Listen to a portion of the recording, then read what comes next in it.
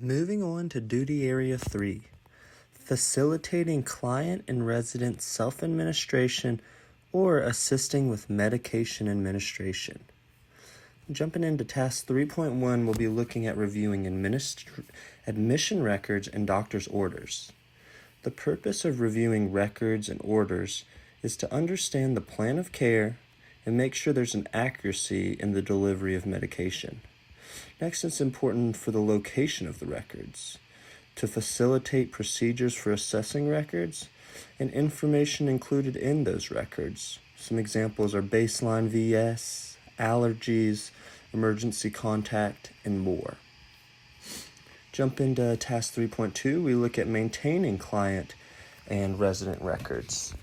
Information to the doctors. Why do we provide information to the doctors? It's very important. There needs to be an open flow of communications between all individuals involved in the care of our residents and clients. So it's very, very important that the doctor's up to speed on all available facts and information. So what information do you give to the doctor? Some examples include past medical history, drug and allergy issues, some current medications, current medical conditions, and more. There's an example of information for a doctor, a fill-in section located in your handout if you would like an example of what that looks like in practice. On to information from a doctor who is prescribing the medication and the pharmacist who dispensed it. So it's important to have a written prescription for each new drug, a written doctor's order for each new drug, including any orders for over-the-counter medicine. In addition to those two documents, for each drug, the doctor should provide written instruction and answer for the following questions. What is the reason for prescribing the drug? How long will it be taken? Are there any unwanted side effects? Are there any possible interactions with other drugs? Are there any special instructions about storage or giving out the drug? Is the drug a controlled substance? And finally, should the client and resident stop taking the drug for any reason? When conducting telephone orders, it's important to identify yourself.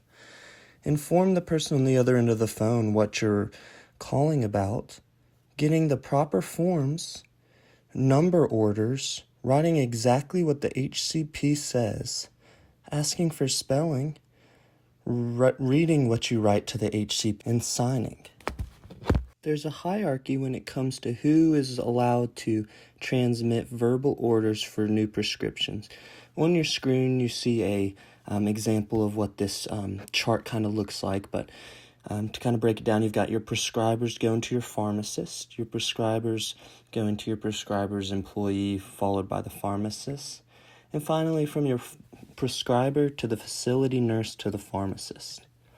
In the case of a new medication coming from the doctor, it starts with a written prescription, then an expected response time, special administration, controlled or not controlled, unwanted effects, written doctor's orders, purpose of medication, possible interactions, and detailed info on PRN drugs. Now, new medication information when it's coming from the pharmacist, they highlight the unusual effects, drug interactions, and administration and storage instructions. And these are some things that's very good to get in writing if you have the opportunity. As for storage, bulk storage in multiple dose bottles, you can store individual drugs stored in bubble packages, multiple drugs stored in bubble packages, and color coding and packaging. Now, storage, we've discussed some earlier in the training so far, so you should know a little bit about storage, but it is a very, very, very important part of the medication administration process. Task 3.3 deals with medication administration records. These are also called MARs, and they are required by law and very important. It's important to keep track of times, how medication should be administered, document each administration, maintain separate sheets for each controlled substance. MedAid, the administration of the medication, must sign the MAR or the MAR. On your screen is a sample record of a MAR. So for documenting on the MAR, name of the client and resident, the name of the drug, the amount of the drug ordered, the time it should be taken. How about the route of administration, special instructions for storage or giving, signatures and initials, any notes if the medication was not given, or notes of any errors. Documentation is another important part of the process. All standing orders need to include a date, a time, and your initials. All PRN drugs must include a date, a time, the name of the drug, and the dose, the reason for giving, and the outcome or result. And then finally, the omitted medication needs to include a date and a time, initials, and a circling of those initials. Moving on to task 3.4, we're looking at facilitating client and resident awareness and purpose of the effects of their medication. So for effects of a medication, we need to know that the human body does not always function perfectly. Sometimes a doctor will order a medication to help the body do its job better. There are 3 outcomes that may occur when a drug is taken. There's the desired effect, an unwanted effect, or just no apparent effect at all. When a doctor prescribes a drug, there is always the possibility that the individual patient may not have the response to the drug that the doctor expected to occur. Some of the outcomes can be life-threatening, such as serious reaction to penicillin. Desired effects. Medications are given or prescribed for many reasons. Some examples include flu vaccines to prevent illness, antibiotics to eliminate illness. Whenever a prescription drug is working correctly, we say that the medication is producing the desired effect. The desired effect is the beneficial effect we want the drug to accomplish. An unwanted effect is there's always the possibility that unwanted effects will also occur. Sometimes the unwanted effects are predictable, but oftentimes they are unpredictable and have adverse effects. An example of this would be drowsiness. Unwanted effects may be unexpected or unpredictable. Many elderly people become confused when starting on a new drug. Some people are very allergic to a drug such as penicillin and have a reaction that could be ultimately fatal. With drug interactions, we look at when a person is taking 2 or more drugs at one time, the drugs may interact with each other, and the drugs this may lead to an unwanted effect. Drug interactions may increase the effects of 1 or more of the drugs, called potentiation, decrease the effects of 1 or more of the drugs, called antagonism, and produce a new and different unwanted effect. The greater number of drugs taken at one time, the greater possibility of a drug interaction.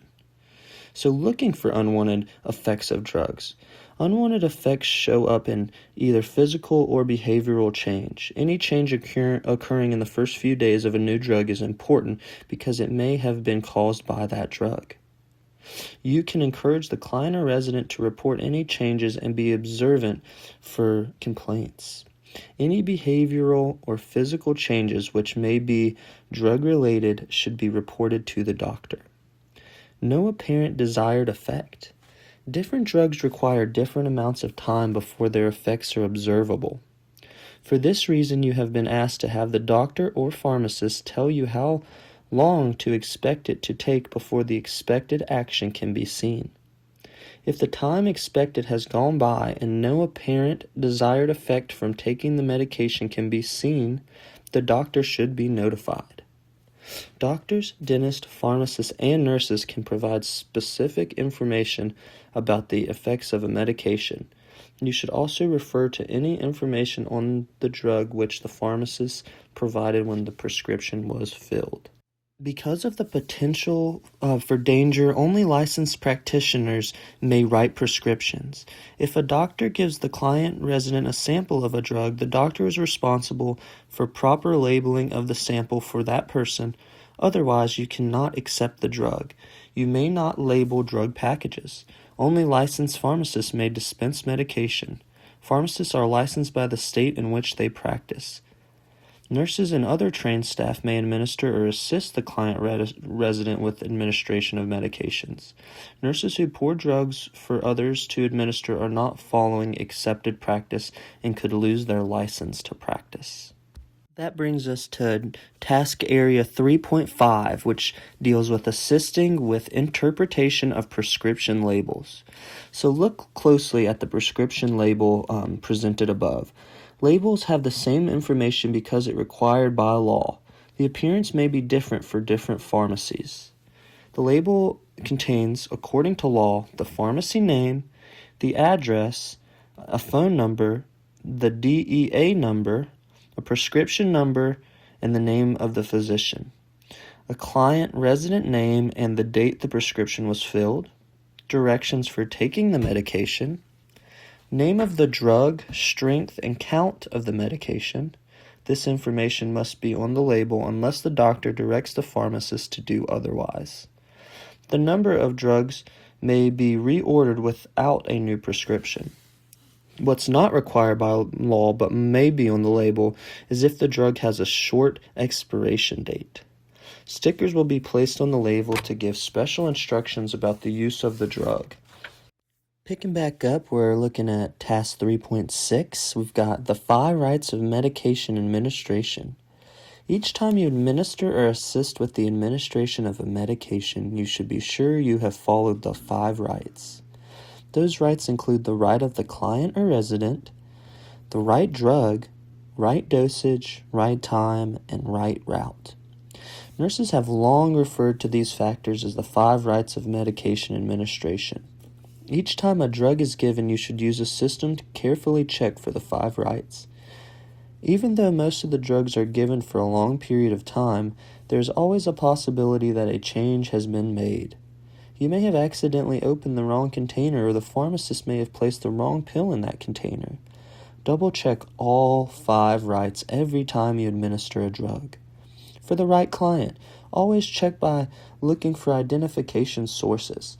Some examples include a photograph of the client resident or some medical record or something of that nature.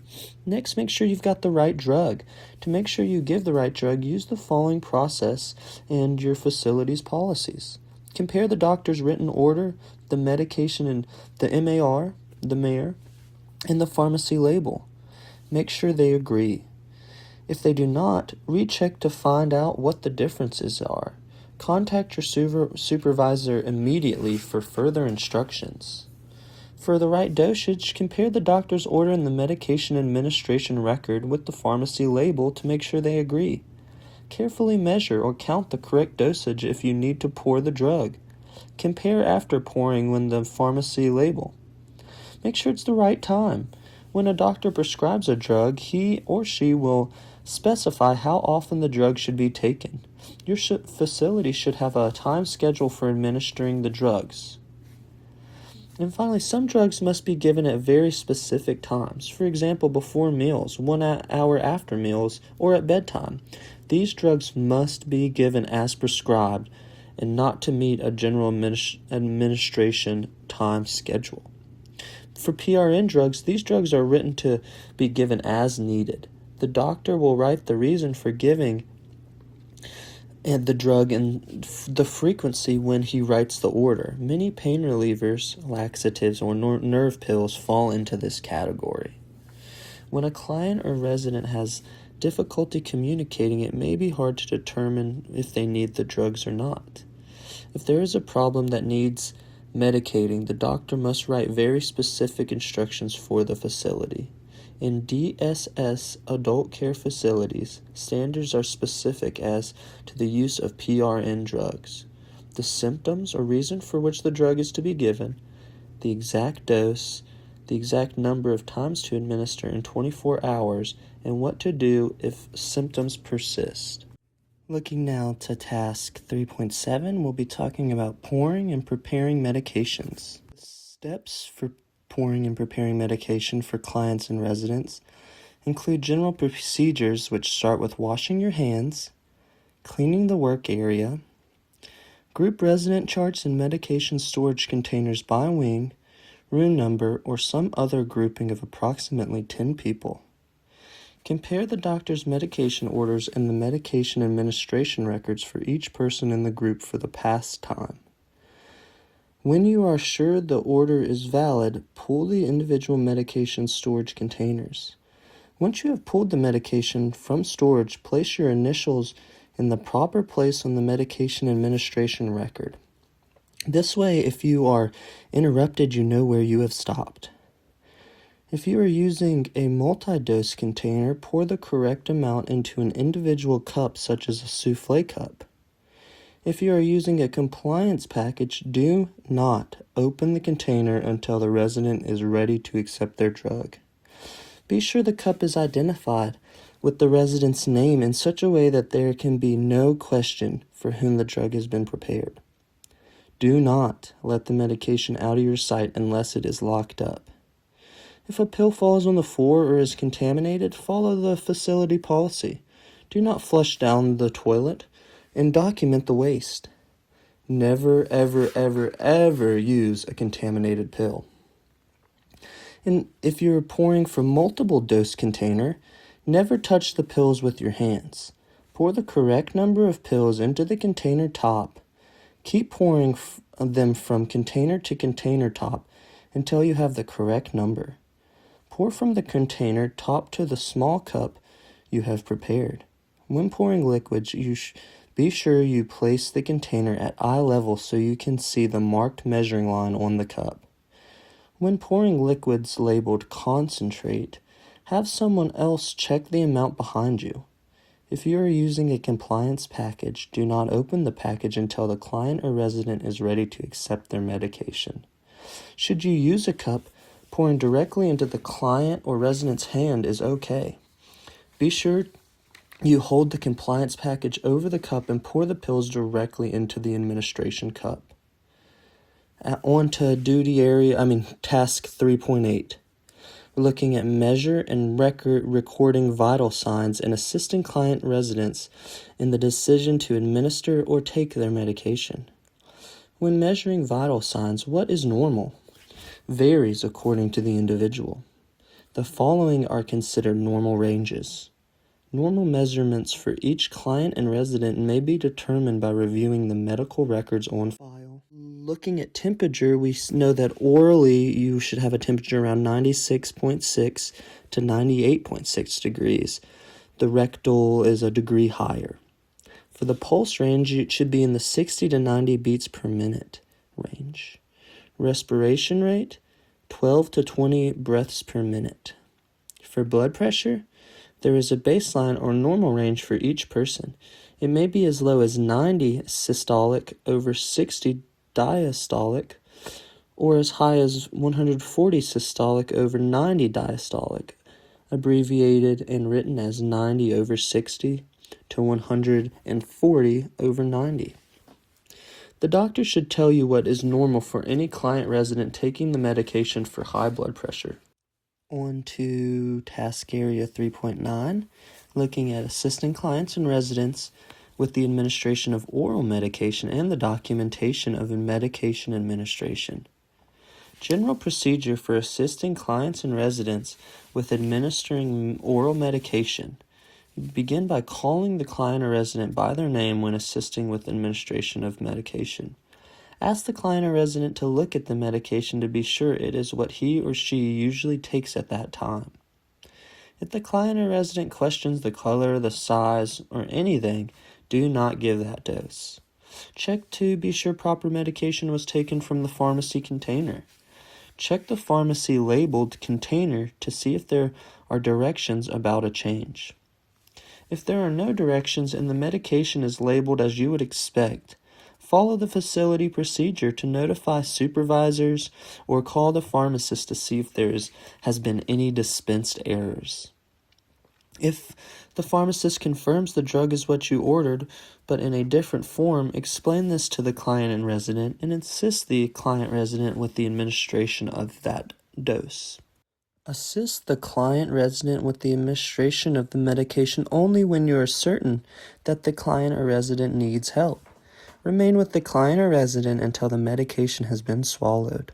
Document the administration of the medication following facility procedure. Additional information to help you assist with the client resident to administer oral medication.